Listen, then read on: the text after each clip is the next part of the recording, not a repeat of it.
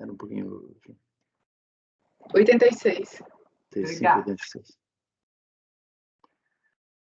Muito bem, voltamos para a última parte das sessões desta quarta-feira. São 2 processos que nós vamos encerrar o julgamento de hoje. Os itens 86 e 87, os dois do mesmo contribuinte Accenture do Brasil, a relatoria do Conselheiro Iágaro, e vai haver sustentação oral gravada. Então, os 2 processos eu presumo que tenham a mesma formatação, o Iágaro vai dar uma resumida, depois o Marco disponibiliza o processo, a fala do patrono que está gravada em vídeo.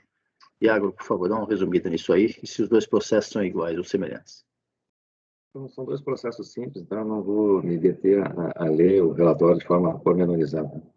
Em resumo, o contribuinte ele teve indeferido, via despacho decisório, né, uma homologação lacerada em crédito de pagamento de dívida maior, e depois do despacho decisório, né, ele alegou erro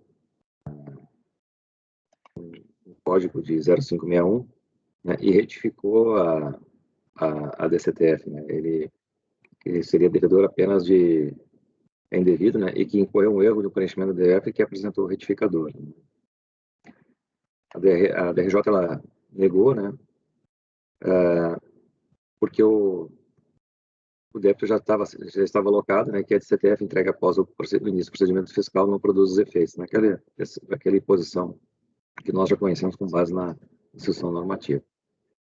Então, ele pede, então, aqui que no recurso, ele reforça, então, que parte daquele pagamento que ele fez era indevido, né, em razão da retificadora da DCTF, né.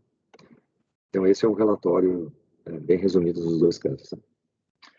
Ok, Iágaro. Marco, você quer disponibilizar o vídeo aí? Por favor, gente, o microfone fechado, para a gente ouvir o patrono. Dr. Luiz Paulo Romano.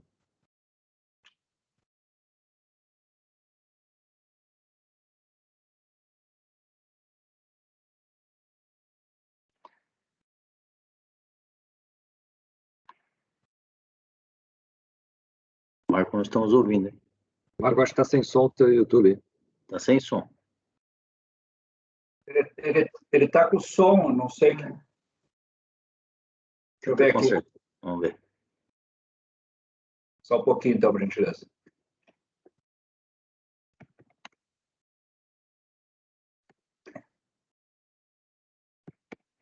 Vou sair da tela aqui, então.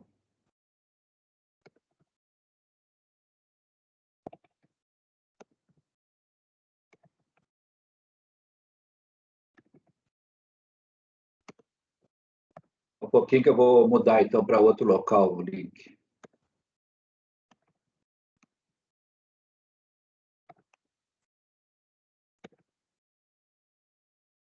Saiu sem som totalmente? Totalmente. Mas, de repente...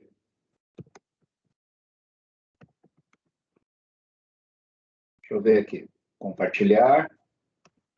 Ah, incluir som do computador. Faltou marcar isso, desculpe.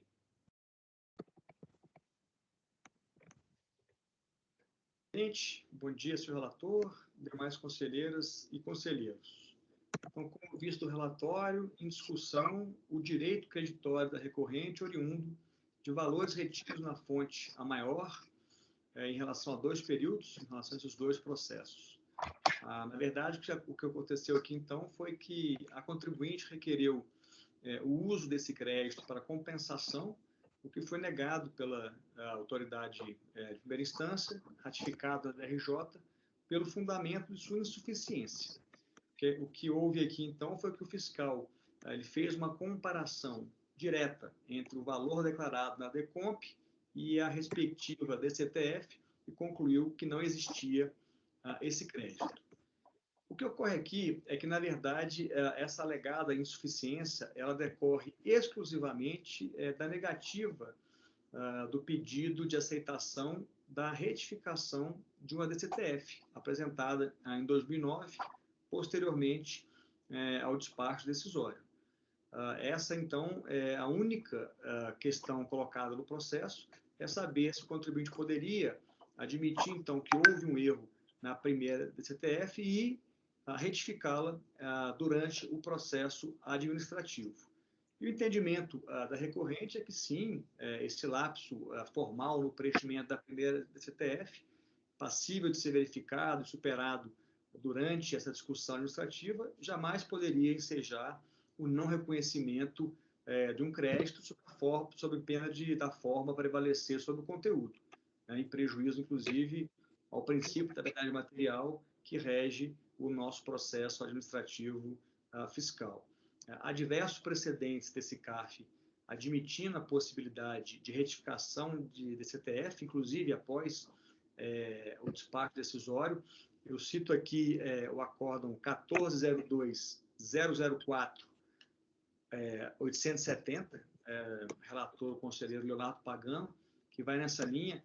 Há outros julgados também, reconhecendo a possibilidade de no recurso voluntário, superar esses erros formais e aceitar a retificação, de forma que o que se requer aqui, então, é que esse colegiado devolva o processo para a autoridade jogadora, para que ela possa, a partir desse elemento novo do processo, que é a DCTF retificada, fazer um novo juízo de valor e aí sim concluir pela existência desse crédito. Caso esse colegiado entenda que ele possa, desde logo, fazer esse exame, obviamente aqui também fica esse pedido, sem prejuízo também de uma eventual diligência, para que se possa, então, apurar eventuais dúvidas em relação a esse crédito, mas fato é de que os elementos trazidos ao processo eles são suficientes para comprovar a existência do direito creditório.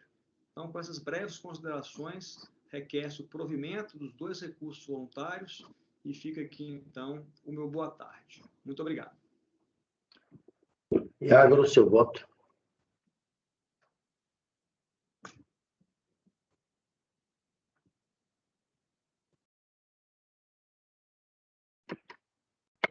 Item 86, desculpa, eu estava com o microfone fechado. Item 86, o recurso do item 7 já, de conhecimento, o recurso é tempestivo e por preencher os demais requisitos deve ser conhecido. O contribuinte, embora não tenha mencionado, ele alega a nulidade do despacho, né? Não tem alegado na sustentação, agora gravada, né? Ele seria nulo porque, em suas palavras, falta o elemento básico para a sua validade, qual seja a descrição clara e precisa dos argumentos que motivaram o indeferimento do direito creditório pleiteado. Isso aqui nas palavras do contribuinte. O argumento de cessamento de defesa não merece prosperar, né? O contribuinte teve ciência das razões da não homologação da DECOMP, isto resta evidente que, tão logo tomou ciência da decisão, promoveu a retificação da DCTF com o intuito de conformá-la ao pedido de repetição. Além disso, há diversos precedentes em casos onde a análise eletrônica de DECOMP, consubstanciada exclusivamente em informações prestadas pelo contribuinte, não se reveste de cessamento de efeito. Então, cito um acordo aqui do nosso presidente, né, em relação a esse aspecto. Então, por essa razão, eu voto no sentido de afastar a preliminar de nulidade. Posso seguir, né, presidente? Pode seguir, por favor. O item 11. O objeto do litígio é o não reconhecimento do indébito tributário em razão de, no momento da lavratura do despacho, de decisório, o pagamento indicado na DECOMP estava integralmente alocado em débito compensado em CTF. Posteriormente, a ciência, né, o contribuinte procedeu à retificação da DCTF, alterando a confissão de dívida dos originais 46 mil para 18 mil. O pagamento indevido alegado se refere ao imposto de renda na fonte, né, de 0,561, que a recorrente alega que recolheu a maior no valor de 28 mil reais. Item 14, por sua vez, ao julgar a manifestação de conformidade, a decisão recorrida entendeu o julgá-la improcedente em razão da não demonstração dos requisitos para a caracterização do indébito, em especial a certeza e a liquidez, tal qual previsto no artigo 170 do CPM. Por ausência de demonstração sobre a existência de certeza e liquidez alegado do indébito, base no artigo 50, parágrafo 1º da Lei 9784, adota as razões de decidir da decisão de primeira instância. São razões de decidir por demais conhecidas.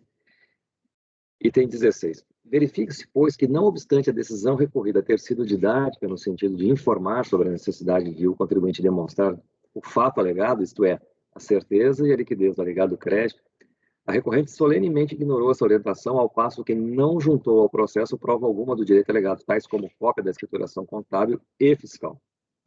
Pelo contrário, em sua peça recursal, A recorrente faz extensa argumentação sobre a natureza dos tributos, né, artigo 3º CTN, e coleciona precedentes do CARF sobre lançamentos de ofício, isto é, que em nada dizem respeito à matéria ora discutida. Nós só estamos aqui de compensação, de repetição de ganho. Item 18. A recorrente, como dito, uma vez que foi praticamente orientada pela recorrida decisão que faltava demonstração inequívoca do débito, optou pela argumentação jurídica desprovida de provas, como, por exemplo, os registros contábeis e documentação suporte que identificassem a despesa pelo valor bruto, o pagamento pelo valor líquido e a retenção do imposto de renda na fonte. Mais ainda, não demonstrou o alegado erro no momento da transmissão da DCTF original, que redundou na confissão do valor de R$ 46 mil, e tampouco demonstrou que a DCTF retificadora tem suporte de documentação hábil. Ressalta-se que os documentos apresentados à DCTF retificadora, TARF, que já havia sido considerado por ocasião da lavratura do espaço decisório original, e uma cópia de uma tabela sem assinatura e que sequer tem fundamento demonstrado em sua escrituração contábil, folha 58, né, é uma tabela que ele junta, apresentadas por ocasião da apresentação de demonstração de conformidade, são insuficientes. Eu coloquei insuficientes no arquivo item, mas é insuficiente, para atestar a legitimidade do câmbio legal. Reitera-se, não se trata de insuficiência de provas, mas de inexistência da apresentação dessas no momento processual próprio, isto é, na apresentação da manifestação de conformidade. A comprovação deficiente sobre a existência do crédito ou, no presente caso, a não comprovação não tem o condão de fundamentar direito de repetição tributária. Nesse sentido, né, é um caso semelhante àquele que eu relatei ontem, na sessão de ontem, tá? Eu transcrevo aqui um acordo que o relator foi o Leonardo Couto.